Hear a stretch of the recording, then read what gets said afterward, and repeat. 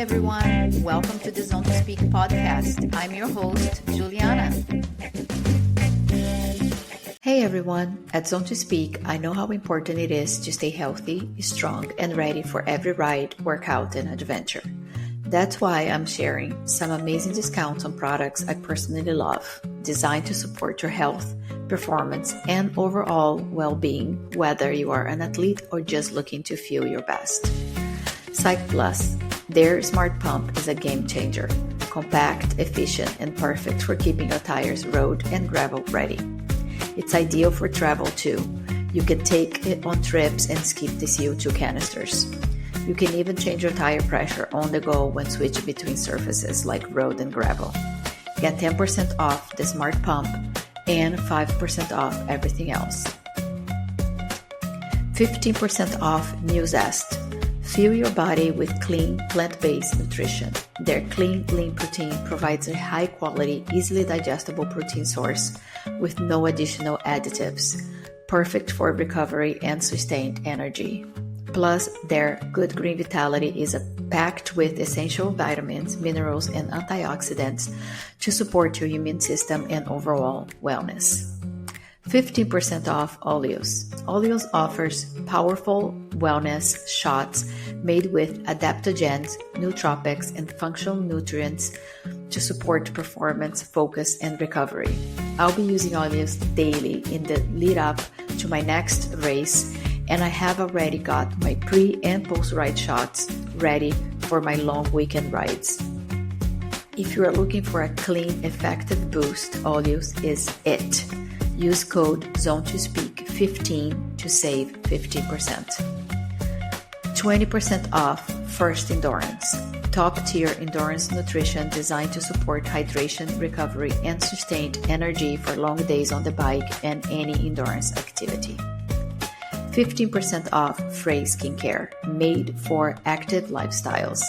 Designed for skin that sweats, their all-natural, vegan, and cruelty-free products keep your skin protected and fresh. I have been using Frey for about 10 years and my skin stays young and has never had a breakout since. 10% off Cold Aid, high-quality supplements to support your health, from multivitamins to probiotics, collagen, and more.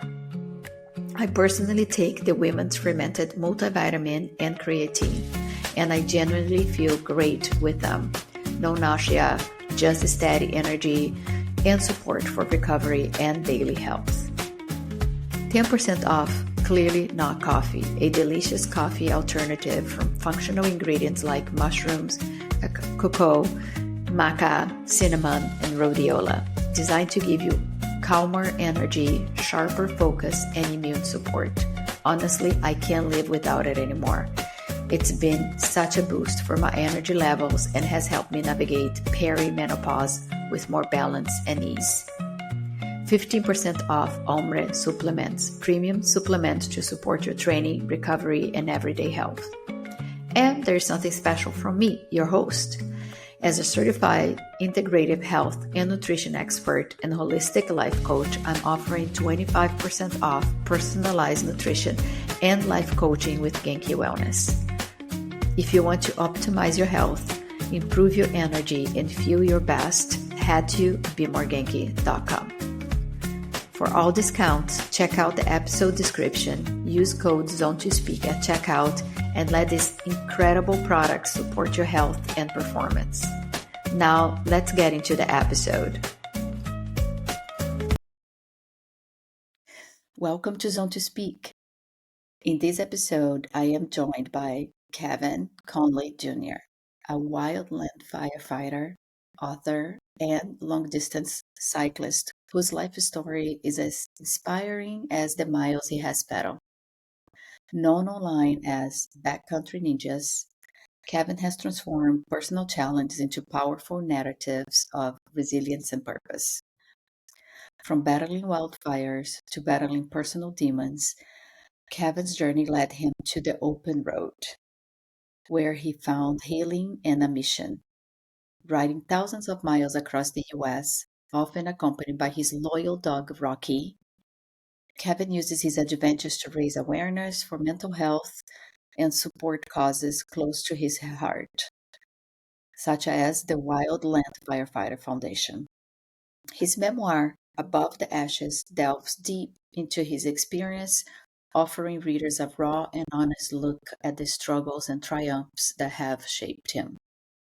Through his storytelling, both written and visual, Kevin encourages others to dream big, be kind, and find strength in vulnerability. Join me as I explore Kevin's incredible journey, the lessons he has learned from the saddle, and how he's using his platform to make a difference. So let's dive Oh, in. that was quite the Welcome intro. to the That's podcast. quite the intro, Juliana. Thank you so much for having me on your podcast. I appreciate it. And those were some very kind words you said there. It's all you. I came across your story and immediately I was like, I need to talk to him. I need to talk to him. I love um, the positivity you put out there. Of course, I fell in love with Rocky because I'm an animal lover. Everyone does. Everyone remembers Rocky in my whole neighborhood. They're like, there's Rocky. Yeah, I have a dog. I know how it is. I don't think anybody knows my name, but they know my dog. Yeah, it's funny how that works. How did you find me? Because this is my first international podcast, which is super cool. Really? Cool, cool. I'm excited. On Instagram, yeah, I saw a Which one reel. was it? I don't remember. I think you were walking on the beach and you were talking about the book, and then I went into your account and I was finding more and more about you, and I was like, wow, this guy is really cool, and I just really like how raw you are, how you share your experience and all the positivity. So I was truly inspired and It's touched. very nice of you. Yeah, I've been known through like my personal friends as like the king of positivity, and I try to be a humble person, but I learned through life a long time ago that's so important is your attitude is really what defines you. It doesn't matter if you're rich or you're poor, it doesn't matter any of your gender or your race, none of that matters. It's your energy. And when you have a positive attitude and you take that everywhere you go, that reflects back on you. So people see that, then they want to be positive. But that positive attitude and that positive spirit changes all your movements in life because it's so interesting. You can compare it to a flat tire, where someone gets a flat tire driving down the highway and they're like, "Oh darn, this is the worst. This sucks." Blah blah blah. Instead, with a positive attitude, you're like, "This is funny. I got a flat tire. I just got to fix it." You Yeah, know. absolutely. I completely agree. Or just know that, this is meant to be. I was supposed to stop for some reason unknown, and this shall pass. Everything has a solution. So, yeah, no, I agree with you. Your attitude says a lot about you, and it is contagious. We were just talking a little bit earlier, you and I, about the race that in Portugal that I'm doing, and I'm doing with a friend, and we have done as a pair a few times. And I said this before, we we do so well together because we both thrive when challenges arise. Nobody's like, this sucks. What the hell? Or it's just like, you know what? Like just like the flat tire, well, now we gotta fix this. And we have good laughs. Like, oh my gosh, it wouldn't be a real bike ride if we didn't have a flat tire. And carry on. And the lightness of it makes everything better. 100% agree. And that's why it's so important because, everyone's heard this. You're a product of your environment. And I always tell people who you surround yourself with is going to be who you are. So you show me, and I was saying this the other day to someone. I was like, you show me your 5 best friends and I'll show you your future. Because who you surround yourself with is who you are a part of. And when one of you goes down, if you're Yeah. with 4 other good people, they're going to lift you up. And then when they go down, the 4 other people lift them up. So I always tell people the 5 people you surround yourself, you show me them and I'll show you your future. You surround yourself with people that want to be positive, people that want to be successful, people that care about their family, people that have good values, good morals. Surround yourself with those people, and that's going to help you rise above. And you can't fly with the eagles if you play with the turkeys. How about that one? You ever heard that? 100%. No, I like it. Like it. Really good.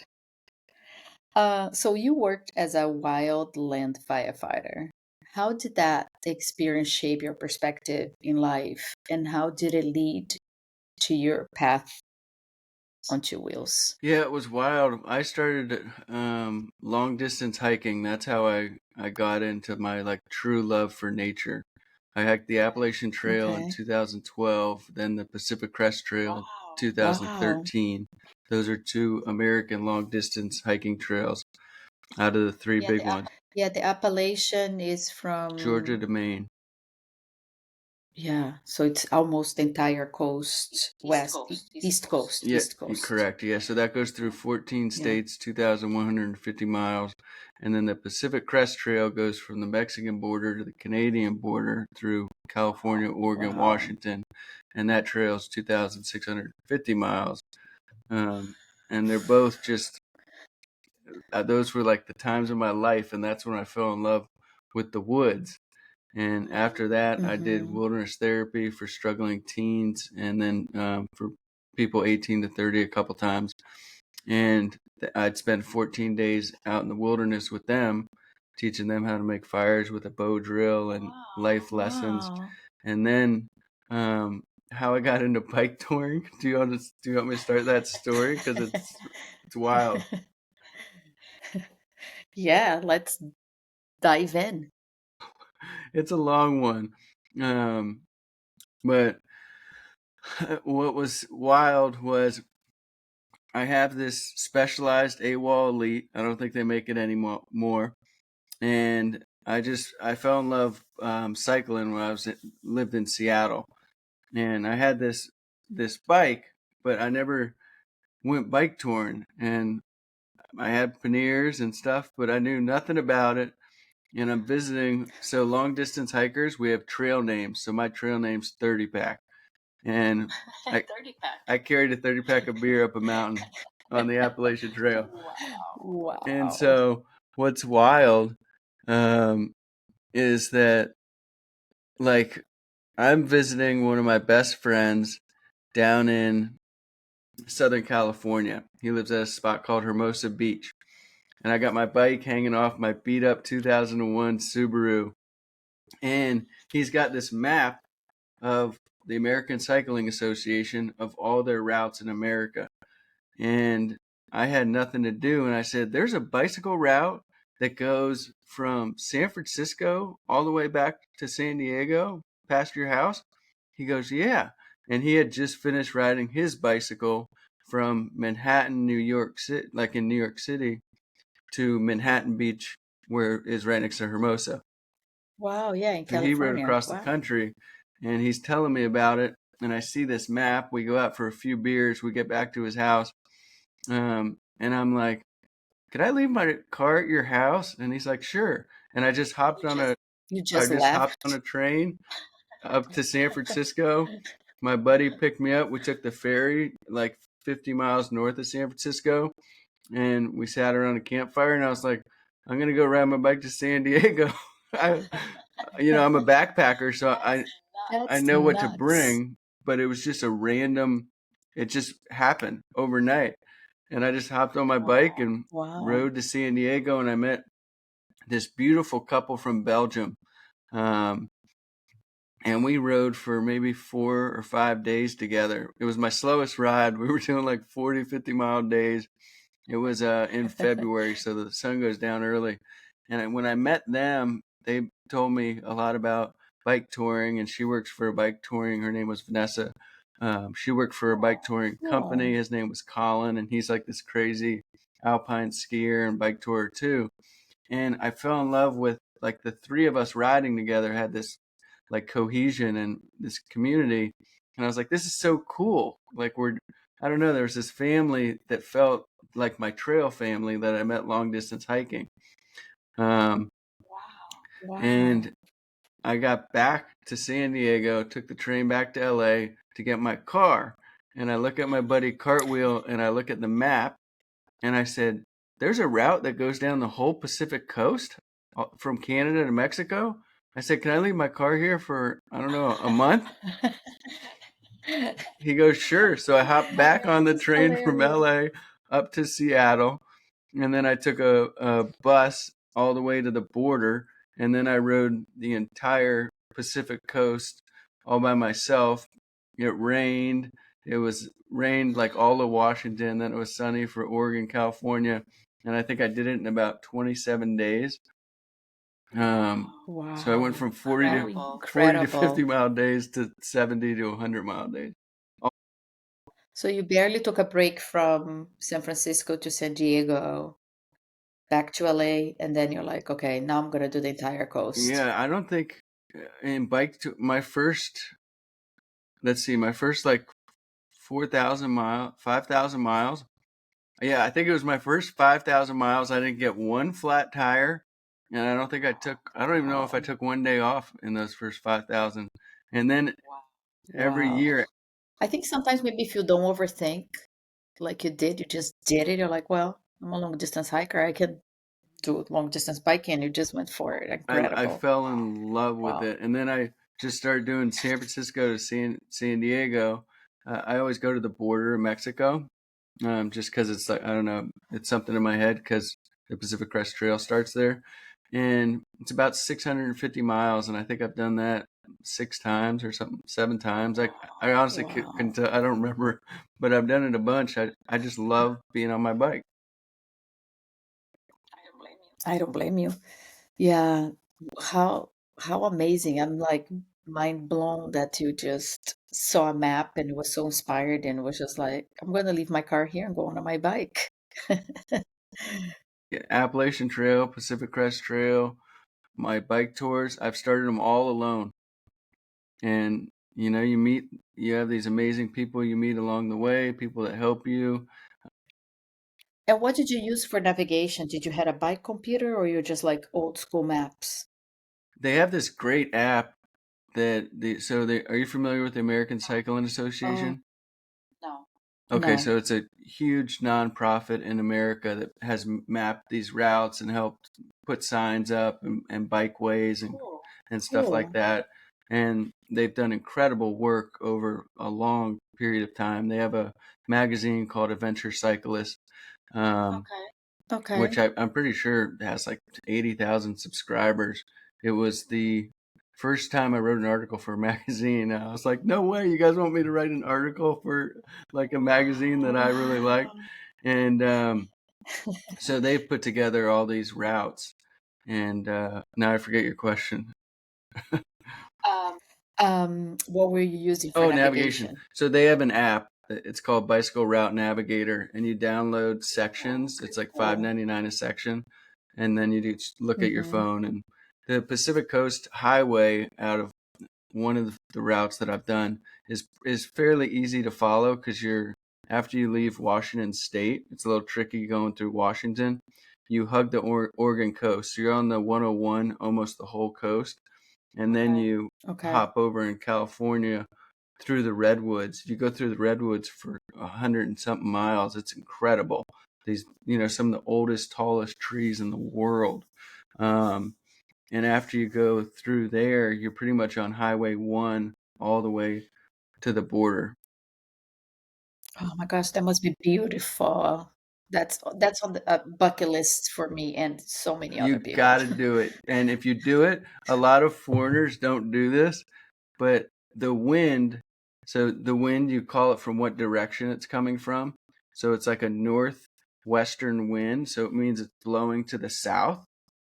So you almost have a tailwind every single day. And if you go that way, there's no interference from cars because you're on the shoulder. So you have the ocean view, tailwinds, and you can camp for $5. Oregon, it's camping for $5 if you're on a bike, free showers. And so they have all these biker sites. The Pacific Coast Highway is just like, it blows your mind how beautiful it is. Nice, nice. I went to school in Seattle, so I have a little bit of a taste of the mountains there. Did a lot of hiking as well, but I wasn't cycling. It was in the 90s when I was there, and I wasn't, I had a bike, but it was just commute and stuff. But yeah, that would be a dream come true. So we have to go from north to south. That's when you get that tailwind all the way. And then like I just Okay. got back from a mini bike tour. So I was just up on the San Juan Islands, which were right off the coast of Seattle.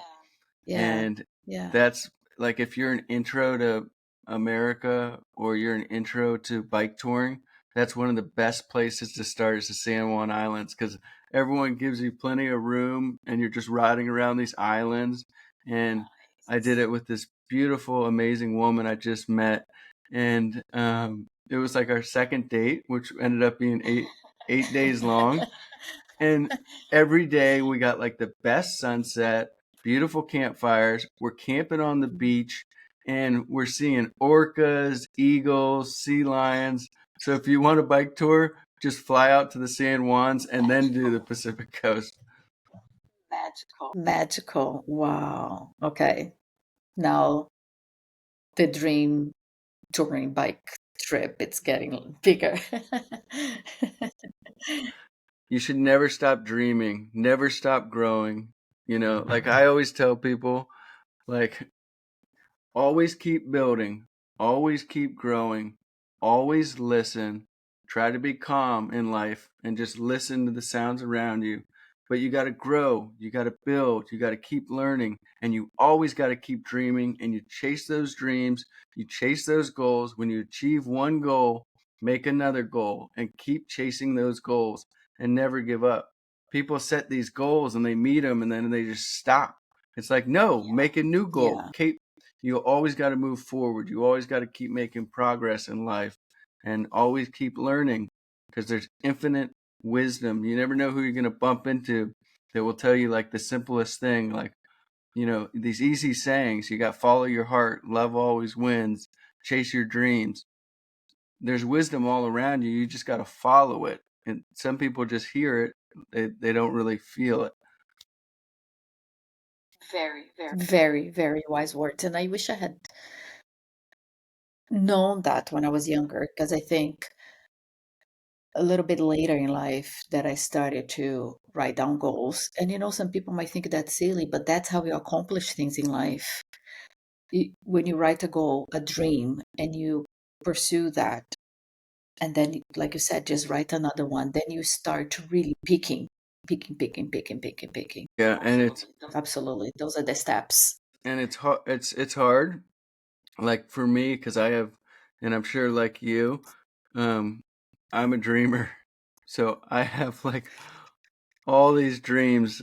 There's just countless dreams, and it's hard because you got to try to balance this work life balance. I hate that term, but I have these huge Yeah. dreams. I want to ride the Great Divide, and I also want to hike the Continental Divide Trail, and I also want to bike the Pacific Coast again. I have endless dreams, and sometimes we get caught up in life where we're like, we have to make money, we have to find stability. Well, yes, you do need stability. We need that, but you're only going to get one life to live. So I lived my life in reverse. I started hiking. I backpacked the Appalachian Trail when I was 23. I turned 24 on the trail. And like when you Wow. look at it, I don't want to be 65 and that's when I'm like, oh, I'm going to go ride my bike 1,000 miles, 2,000 miles. Do these things when you're young and you can, because money's going to come Absolutely. and go. I can guarantee you that. Yep. Like your car's going to break Yep. down, but like go ride your bike, go for a long hike, do it, just do it. People put these on the back burner, and then you go to a nursing home. You ask anyone in a nursing home what they'd change. I wish I did it when I was younger. That's Yeah. what when my grandmother, before she passed away, and I visited the nursing home. She was like, I'm so proud of you doing this while you're young, because people are sitting Yeah. around this nursing home wishing they hiked the Appalachian Trail when they were your age.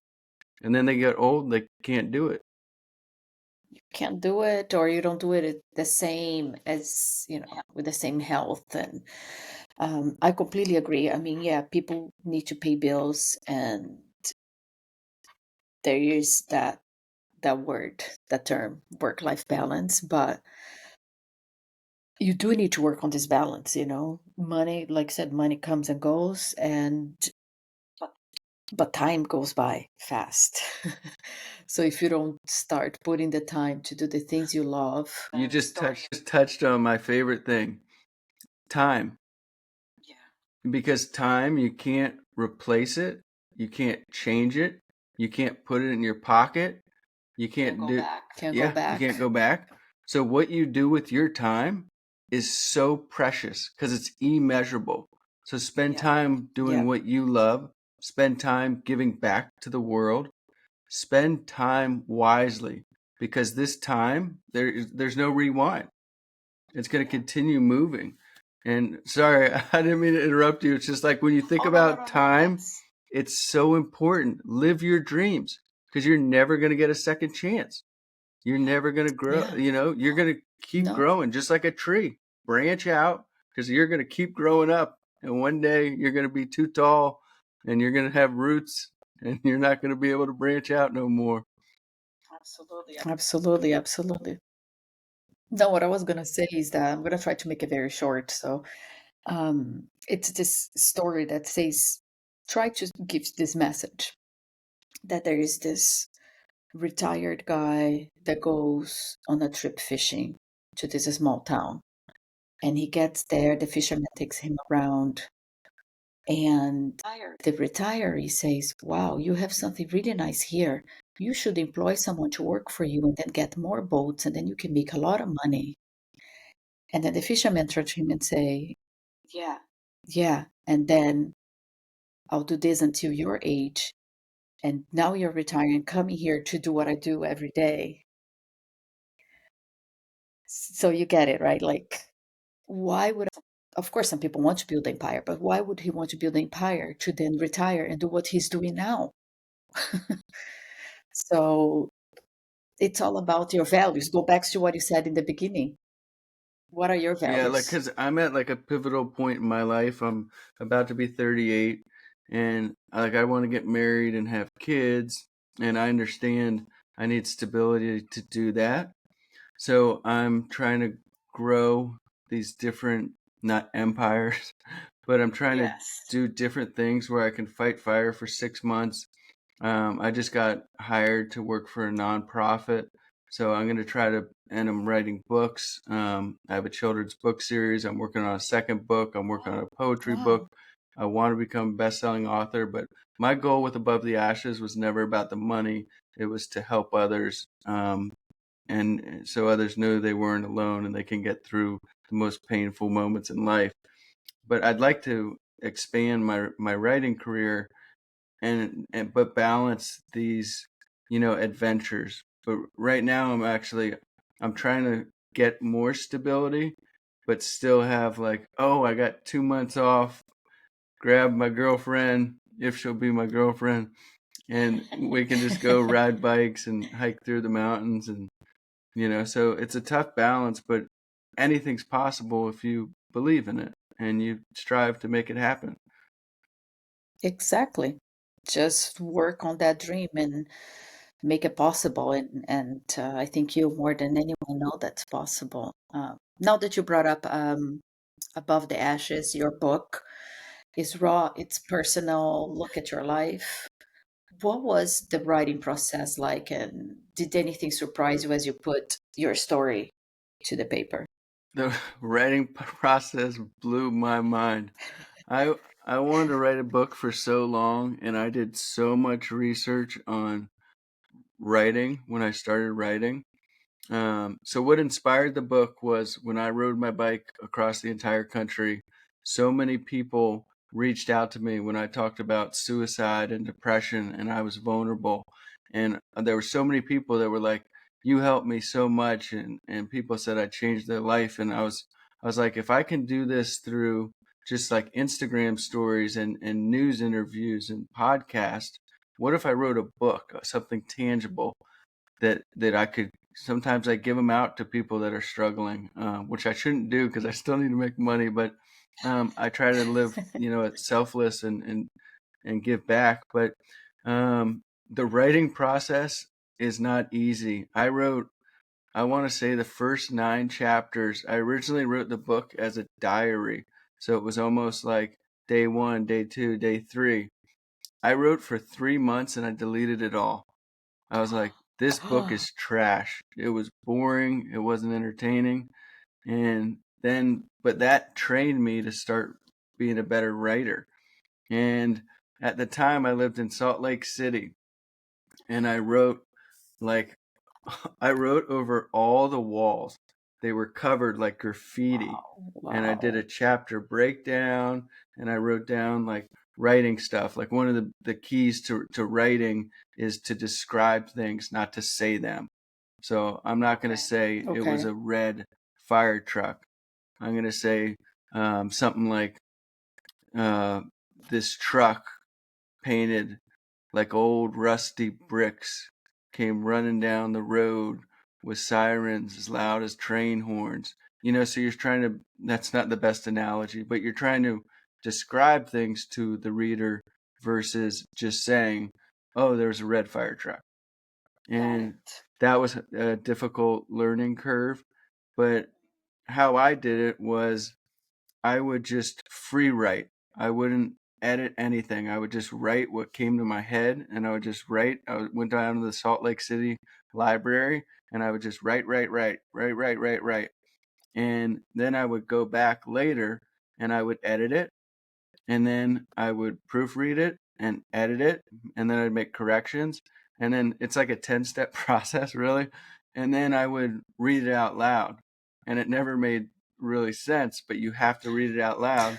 Then I would edit it again, and then read it out loud again. It was like I had this all written down. It was just about 10 steps of free writing, editing, proofreading, editing, reading out loud, editing, reading out.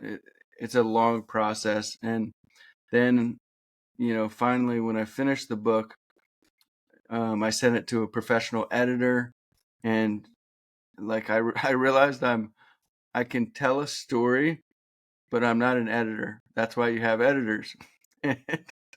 I can't tell you. She probably had 50 red lines on every page because I do run on sentences, and I'm not too good at what they call like Mhm. syntax, I think they call it, where this should be at the beginning of a Yeah. paragraph versus the end. Um, so you definitely need an editor. But yeah, it took me, I want to say it was about 11 months. And the last 4 months, I sold all my stock that I had, and I paid my rent for the last 4 months, my car payments, everything. And I just focused fully on the book because I didn't want any distractions. And yeah, no, writing's a lot. It's not just like, I'm going to write a book. It's a long process, but it's worth it if you believe in it. And you have an incredible story, so I'm glad you put it out there. And what role does this storytelling through writing or social media play in your healing and advocacy work? But not just writing, because you also have the social media channels, and I consider that storytelling as well. Yeah, writing for me is so therapeutic. And I didn't know that when I started writing the book, how therapeutic it was to just write. And when you write these things down, you start to understand yourself better. Yeah. Um, so writing my book was actually helped heal me even more after my bike ride. Like the bike ride really healed me because I was diagnosed with a severe panic disorder and I had depression. I almost took my life twice in 1 week, and that bike ride changed my life. And then I healed double time when I wrote the book because I went back and some of it was really hard to write, but it helped me heal because I had to push some of this trauma, not push it. I had to feel it and go through it. Again, yeah. I just learned all these lessons when I was writing. Like, it takes true courage to be vulnerable. Like, that's what a true man or woman is like if you want it to be tough, is to be fragile, and it takes courage to speak out.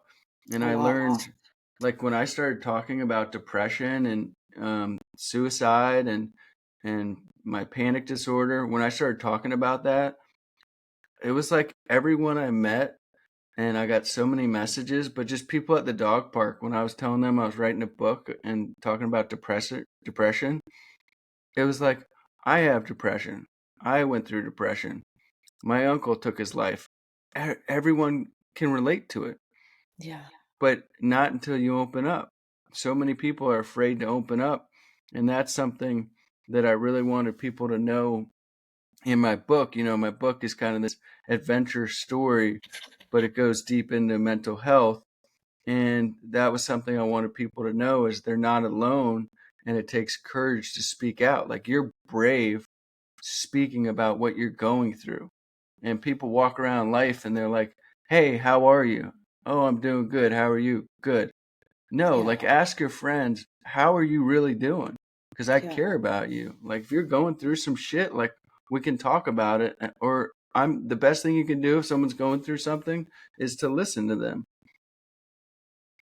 Yeah. I agree with everything you said, that strength is being fragile and also being there, just like I'm here. A distraction, a shoulder, anything to your, people that you consider a friend or not even like even someone at the dog park, anyone. It's important.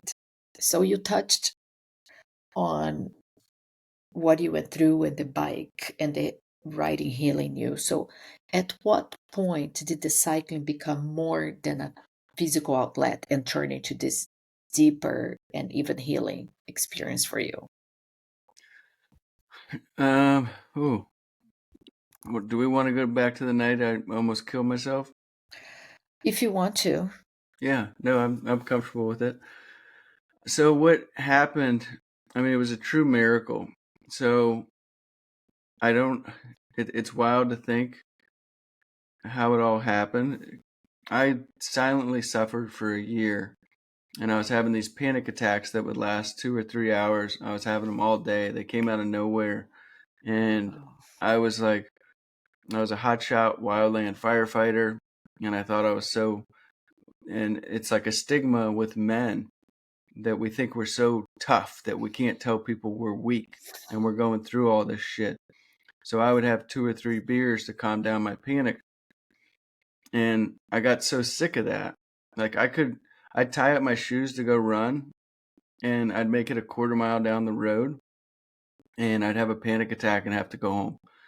wow. And it'd be 10 o'clock at night, and I just wanted to go to bed. And I'd start having a panic attack, and then I'd have 2 or 3 beers. I didn't want to talk about it, so I would just calm myself down. And then I started getting deeply depressed, and I was just afraid to ask for help. Or there's so many people that looked at me for my positive energy, and like looked at me like I would never go through this, that I felt like I could never talk about it. And Wow. when I was so sick of suffering and I was so depressed, it was crazy. I'll never forget it. I had all the lights off in my apartment, and I was drunk, and I didn't want to live anymore, and I was fully ready to kill myself. And I always tell people, if I owned a gun, then I wouldn't be talking to you right now. I would have 100% shot myself. I didn't own a gun, so I had Rocky, and I decided I was going to drive my truck as fast as I could, 100 miles an hour, into a brick wall, one of the concrete barriers on the highway. And so I had all the lights off, and I'm drinking way too much, and I'm depressed. It's late at night, 2 in the morning, and I'm crying, and I pour out 40 pounds of dog food, and I don't write any notes. I don't call anybody. I was just totally done. And I go to open the door to my apartment, and something comes over me. God, really. Wow. And something just comes over me as I grab the door, and I close my eyes, or something closed my eyes, energy, whatever you want to call it. And I feel a hand on my shoulder, and I hear my dad's voice in my ears. Wow. I hear my dad's voice, and I can feel a hand on my shoulder, and he says, "You never give up, son. You never give up." And I close the Wow. door, like I stop opening the door, and I just sit there and I cry. And I decided right then I wasn't going to kill myself. And it was a miracle. It was just a miracle. I was dead set on doing it. There was nothing that was going to stop me. And as I'm sitting there, I see my touring bike, and I see a map of the United States. And it's the end of October. And I'm like, I'm just going to get on my bike. The only route you can ride that time of the year in the United States is the Southern Tier. And I called the Wildland Firefighter Foundation that night, and they called me back the next morning. And I said, "Hey, I'm going to go ride my bike 3,500 miles across the country. I want to raise money for the Wildland Firefighter Foundation. They help families when wildland firefighters are killed in the line of duty, and they also help wildland firefighters that are going through mental health crises and help them get therapy. So they do just it's an amazing nonprofit, and I'm real close with Burke Miner, who's the executive director, and he called me back the next morning, and I told him my story, and they fully supported me. And next thing you know it, I was on a train with Rocky from Salt Lake City to San Francisco. I added 500 miles to the Southern Tier. It normally starts in San Diego. We have this saying in fire, nobody cares, dig harder. So I was like, nobody cares. And I've ridden San Francisco to San Diego before. I love Big Sur and that route. So I just added 500 miles just for who cares? Why not?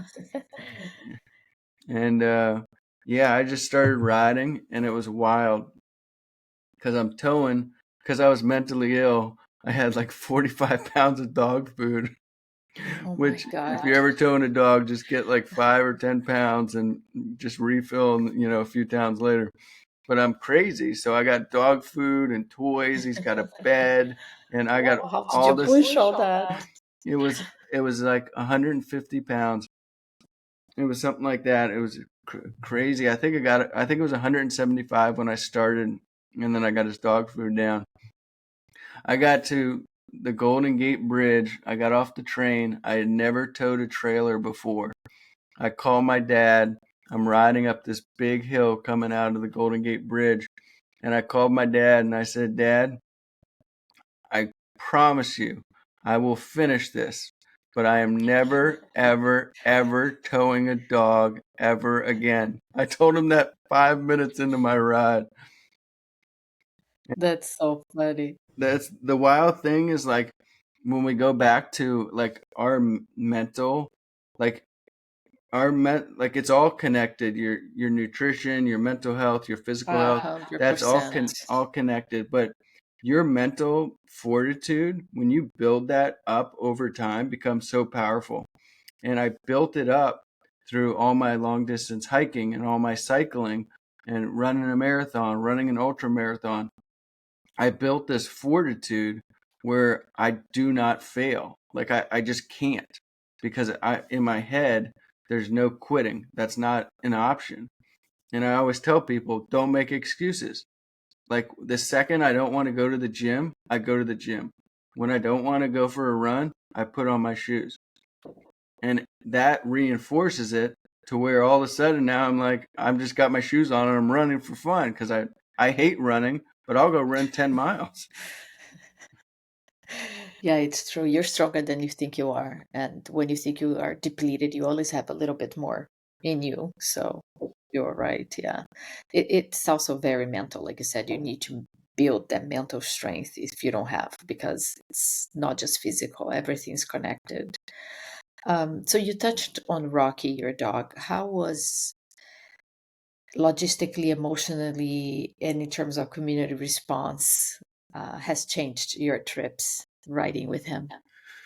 Well, riding across the country with him was a pain in the ass, but I got so much support from wildland firefighters where they would watch him for a day or two, And then my dad came out for 10 days and had him in a car. So Oh, I nice. just had my bike. And so when I shed that, you know, 90 pounds of, between him and the trailer, then I was able to do 90, 100-mile days. So I did the 3,500 miles in 47 riding days and then 52 full days. I took 5 rest days on that trip. But if I didn't have that support from all these wildland firefighters across the entire country, and then my dad coming out for 10, 11 days, I joke with people I'd still be riding my bike across the country. Because when I started with him, I did my first day, I believe, San Francisco to, oh gosh, where did I make it that first day? It skipped my brain, but you weren't allowed to camp there. And I camped at it was a state park, but they didn't have camping. And so I stealth camped, and I think it was 47 miles that first day. And that felt like I did 100, because my biggest bike day is 120. And it felt like I rode that even I was like, how am I 47 miles? And it took me the entire day. Wow. Yeah, well, it's not easy riding. Also looking at a few thousand feet of elevation gain. Yeah. I don't know how you did it, honestly. It's just those climbs with a trolley and a dog and the dog food and everything. I'm sure not only your dad helped you with the logistics, but also it's probably also a boost of emotional energy there, having him support you on the road. It was wild because Juliana, from a few days before, when I'm holding that doorknob and an angel saves my life, and I'm fully committed to taking my life, no letter, nothing, fully committed. There was nothing that was going to stop me. That when angel came down, the second I started riding my bike across the country, I felt better. And it blows people's mind, but the thing is that challenge builds character, and in life we always need a purpose. Yeah, And part of my that gave struggle, you purpose. yeah, I had purpose. So when I set off to ride across the country, I had 3 goals, and on all my bike rides since then, I try to have 3 goals in mind. And one of those goals was to overcome my panic disorder. So to find calmness and stillness in my mind and retrain my brain and heal. And then the second one was to raise money for the Wildland Firefighter Foundation. And then the third one was to raise awareness about mental health.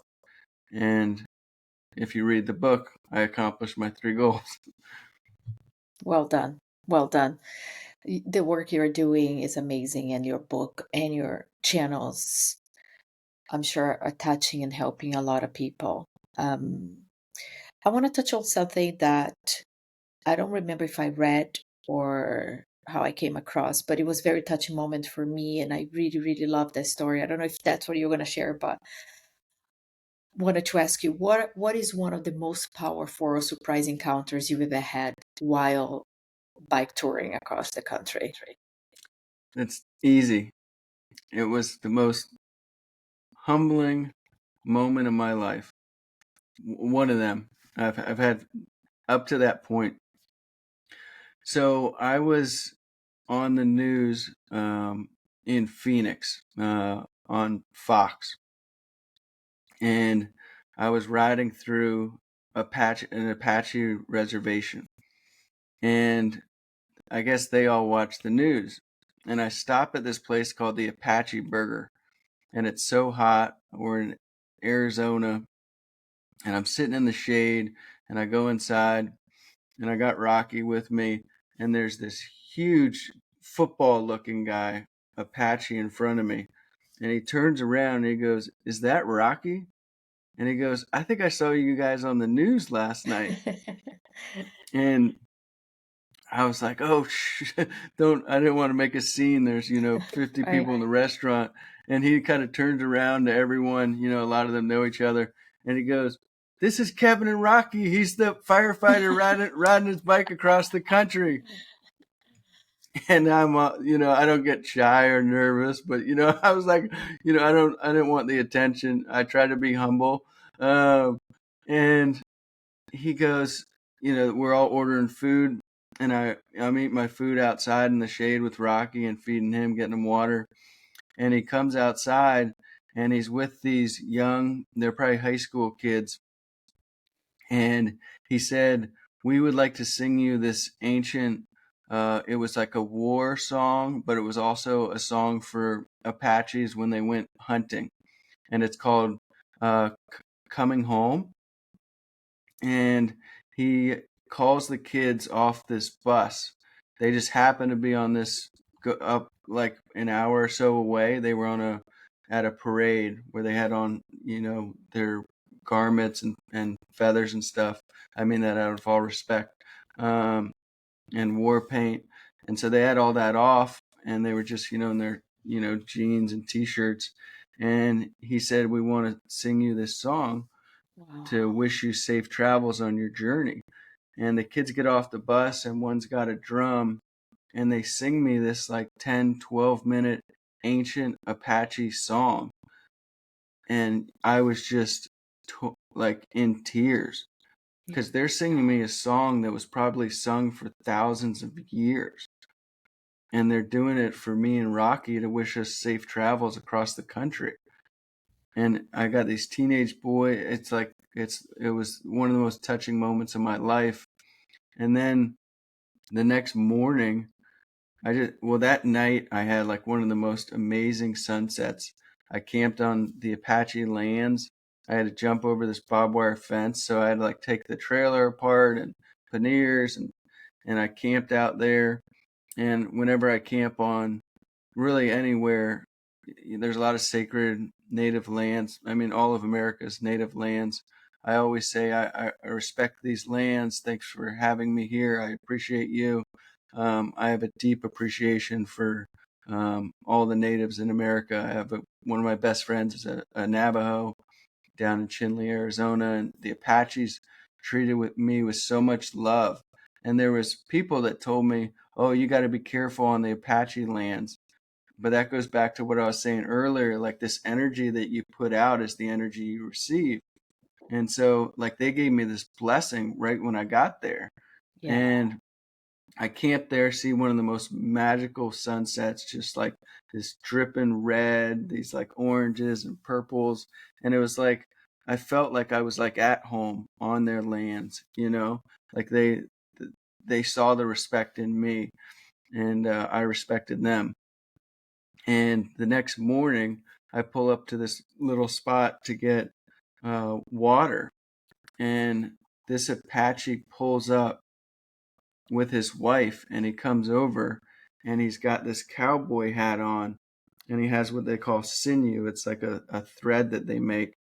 And I guess when they're younger and they become an adult, their grandfather, their father gives them an arrowhead, and they tie it to this cowboy hat.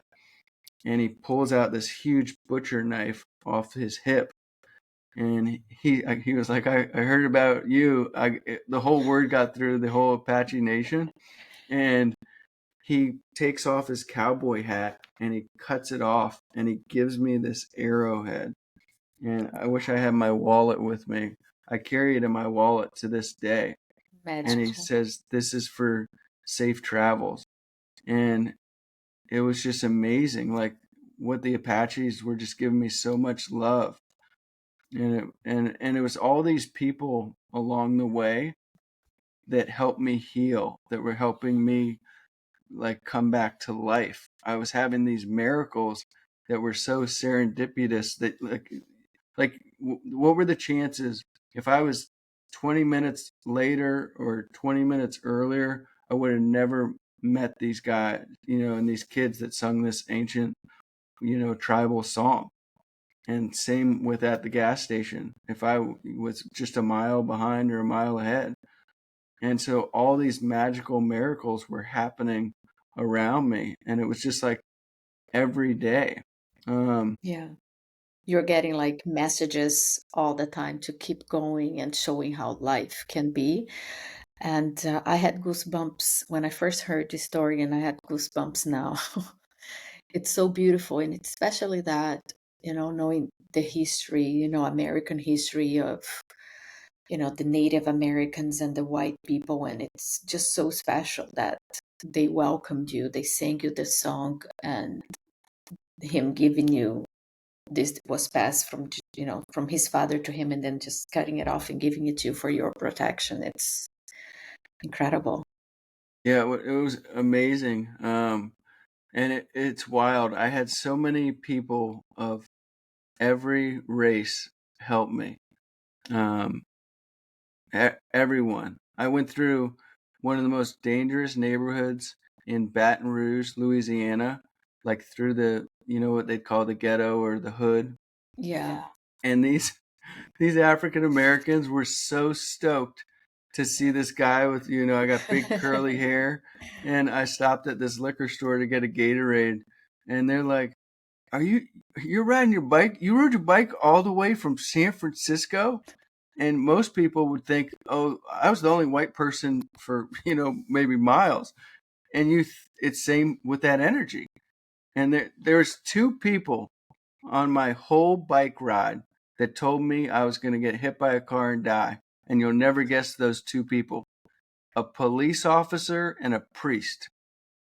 Oh my God. The ones that are supposed to protect you. Out of all the people, and I'm not hating on a priest or a police officer. I love my first responders and I believe in God. But I just think it's so ironic that out of everyone, those were the only two people. Another one of my favorite stories of someone that helped me, and I'll have to talk about my father, but um, and this is touching because it's these little moments, and people, like, it's always the little things in life. We always want these big things. It's the little things that make up the big things, and it's these little special moments in life. And I've always tried to live with a grateful heart. And I'm down, gosh, in New Mexico, and I went to this famous place to get food, and I had a flyer that I carried around to donate to the Wildland Firefighter Foundation. Oh gosh, I wish it was called Frosty's. What was it? Anyway, it's not important. It's this famous little restaurant in the middle of nowhere. It's out by these chili fields, and I hung my flyer up, and the route takes you on this back road, and then there's the interstate. And I'm on this back road, and I probably rode, I don't know, 15 miles, Okay. and maybe 20. And I'm on this back road way off the interstate.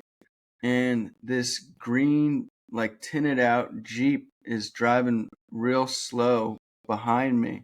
And I'm riding on the opposite side of the road because it was a quiet road. So I didn't have to think about cars coming behind me. And you could see forever. The road was so flat. So I'm on the opposite side of traffic, and I'm kind of freaked out. I'm like, why are they going 5 miles an hour? Because I'm towing Rocky. And all of a sudden they pull over a little, like 20 feet ahead of me, and I'm going so slow. And a lady opens the back door, and she has a car seat right there. And she comes over and she says, Sir, we read your flyer." And it was a Mexican American. She might have been from Mexico. We didn't talk too much. And she said, "We read your flyer." And she put her hand on me and she said, "I just wanted to let you know that we'll be praying for you. We really, really like what you're doing." And she gave me $5 and she gave me a hug and said, "We'll be praying for you." And they drove Wow. it was like 45 minutes out of their way just to give me $5, give me a hug, and say they're praying for me. Wow. And it's little moments like that Yeah. that like change your life. Like, I'll never forget that lady. They Yeah. sh- Simple gesture of kindness. Incredible. and I had these little moments happen, and they moved my heart, and they made me a more generous person. They made me a more grateful person. They made me a better person because I saw the effect it had on me, and it made me want to be a better person. And also live with more integrity, where it's like, do things when no one's watching, because that's what life is. Your character is pretty much defined by what you do, how you act, how you respond to things. And when you do nice things for people, you don't like, I shouldn't even say this on a podcast. Like, I help homeless people a lot. I never posted on social media. Yeah. You Yeah. I agree with that. Charity that doesn't need to be public. You don't need to advertise. I mean, in a way, just to show what others can do, yes, but not for self promotion. doing, fundraising stuff, I have to. You have to, obviously, that's different because you need help from others. Right.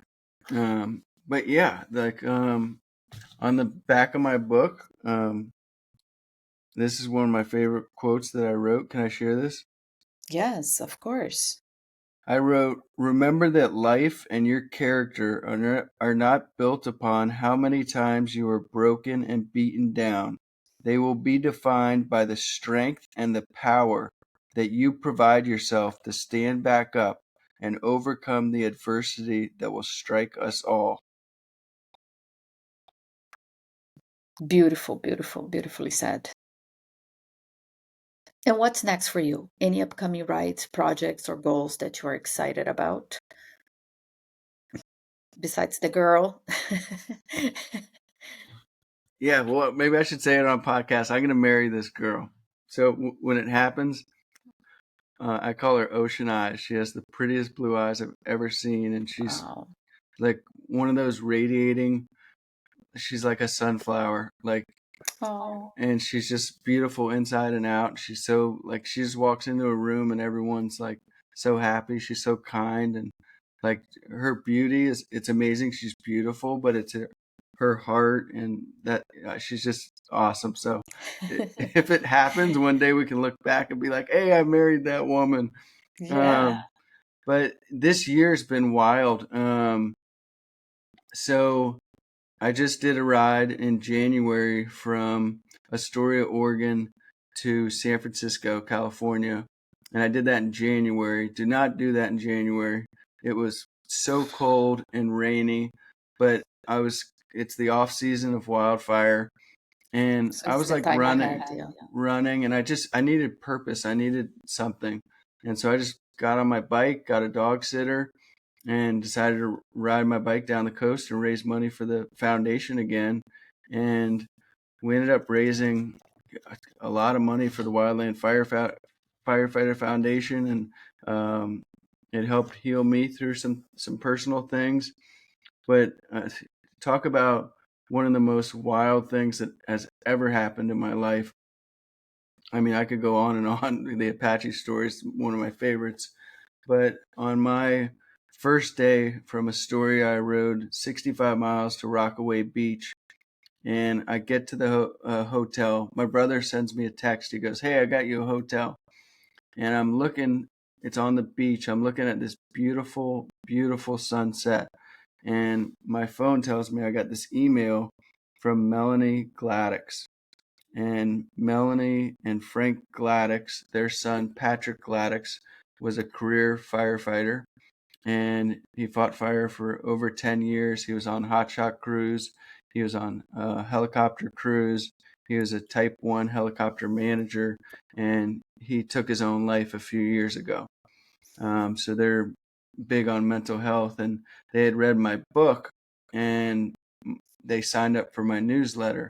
So I sent an email out saying, hey, I'm going to ride 1,000 miles. My goal is to raise $5,000 for the foundation and talk about mental health. Before I even posted anything on social media, I get this email from them, and an email from the fundraiser says, you've achieved your goal. We raised $5,000 in less than 24 hours, and I didn't even post it on social media. It only went out to my newsletter.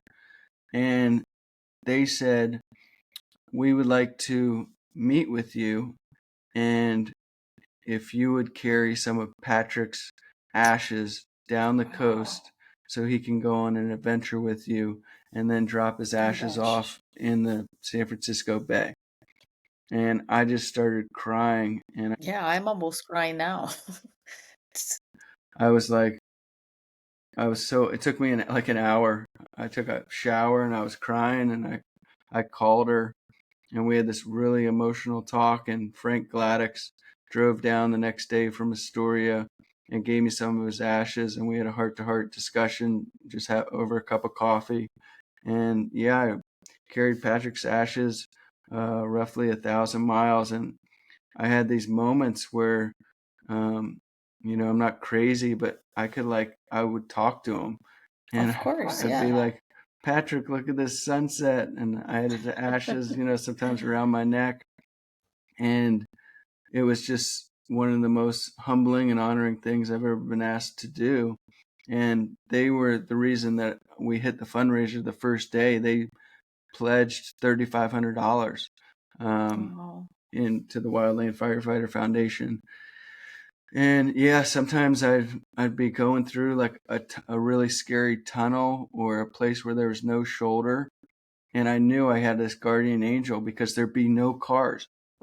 Like I'd be going through like a tunnel uphill, which is so scary, and there'd be no cars. He was right there with me, my guardian angel. And Yeah. then I would feel like this gust of wind when I'd be going up a big hill, and I was like, Wow. Patrick's right here. And it was just Incredible. it was wild. And so I'm sure it was super healing for his parents as well. let me show you this thing. So I'm gonna mail this off tomorrow. So I'm sending this to his parents. And Wow. so this is a Wildland Firefighter Foundation flag that I carried when I rode 3,500 miles across the country. I carried it when I rode Mexico to Canada in 2023, and then I carried it on the 1,000 miles. So I've had this flag for a long time. And then I carried this American flag when I rode the 1,000 miles with Patrick. And then I put it in this frame, and I wrote, in loving memory and honor of Patrick Gladys, one day we will tie in again. Bike tour, Astoria, Oregon to San Francisco, California for the Wildland Firefighter Foundation. Thank you for the angel's wings and riding with me, your friend Kevin. Oh, wow. That's so, so beautiful. What a wonderful gesture. I mean, this is going to be so, so, so special for his parents. I'm sure they're also going through so much. It's never easy to lose somebody, and I cannot even imagine lose somebody that took his own life. Beautiful. It's really sad. He was a really adventurous person. Skydiving and what do they call it when you jump off cliffs? Free, like Yeah, the he does. He was doing free, like free like dive. It's not free diving. you Yeah, know, but I know what you mean. yeah. Yeah. And he was just this adventurous, badass firefighter. And yeah, it was just an honor. And Melanie made me promise her that I would never ever take my life, and I made that promise to her, and I'll always stick to that promise. And I've talked to her a few times after my ride. We stay in touch, text messages here and there. But yeah, it's wild. And on my last day of that bike tour, I met a man in a parking lot. I was getting some water at a little convenience store, and I just happened to pull my bike next to this guy, and he was crying. And I just walked up to his car, and I was like, "Are you okay?" And he said, "No, I want to kill myself." And I said, "I got a hotel. It's about 30 miles from there." I sat in his car. It started raining. I sat in his car for a little bit. We talked. Um, and then I invited him to the hotel, and we called Melanie. Melanie Gladys talked to him for a little bit. And then I said, "Just sit here and I'll listen to you." And he sat there for about 2 hours, and we talked, and I told him about my story and my journey. I told him about Patrick and his ashes. And he was like, "You saved my life. I'm not going to do it." And he said, Wow. "Last night I held a gun to my head right where you met me." He said, I don't know who sent you to meet me, but someone sent you to this. I just happened to stop at this. There was 20 places I could have got water within like 3 miles of there, and I just happened to stop there. Wow. So touching. And this is just one of the few examples that you are helping others. And I'm sure there's so many more that you don't even know about. So people, reading your book, knowing your story, really incredible. How do you think the cycling community can better support those dealing with trauma, grief, or mental health struggles? And how can this community also support you? Well, I think it goes beyond cycling. I think one of the most important things in life is discipline and consistency. But your physical health, I think why we get like the cycling community, why we love it, other than sharing like these bike rides, like you said with your friend, is that we have this challenge, we have this purpose, and we're getting out, we're sweating, and we're getting our endorphins going, and we're making ourselves stronger. And running, hiking, cycling, going to the gym, this physical health is tied into our mental health. So when we push ourselves physically, it helps us mentally.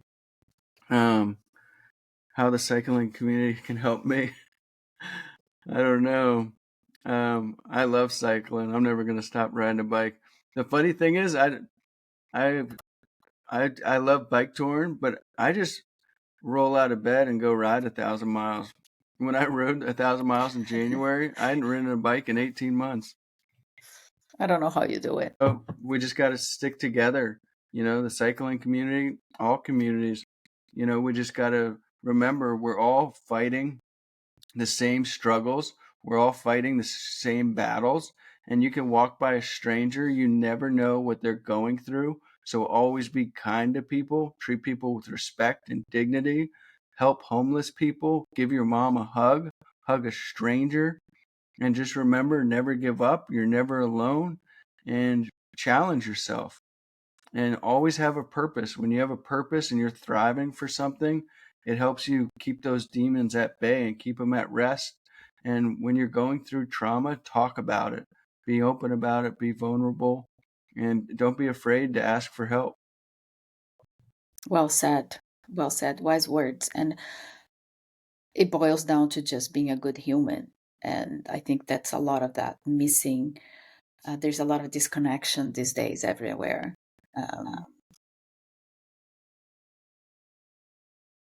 I was going to ask you if you could leave listeners with one takeaway from your journey. What would it be? One, that's a big thing to ask.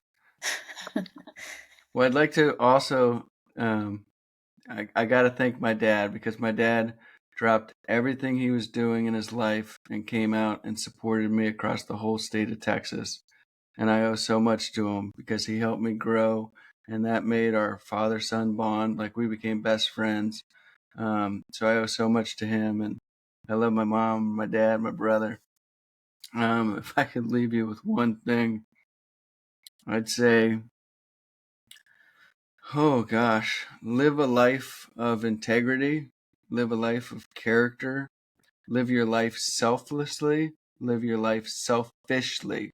Do things for yourself, do things for others, be grateful, be mindful, have self-awareness, and you're never alone. Never give up, and always strive to grow, to learn, and to be a better person. And no matter what you go through in life, things always get better. That's true. Well, thank you so much for sharing, for being so honest, so transparent, so raw. I will share with everyone on the episode description your book, your channels, and hopefully we can continue to grow the movement to help others that are struggling with mental health. Thank you, Kevin, so much. Yeah, I appreciate it. Thank you so much for having me on your podcast. It was a pleasure and an honor. Thank you. And that's all for today's episode. I want to thank the listeners for tuning in. Your support means everything. If you enjoyed this episode, please consider following, leaving a review, and sharing it with your friends.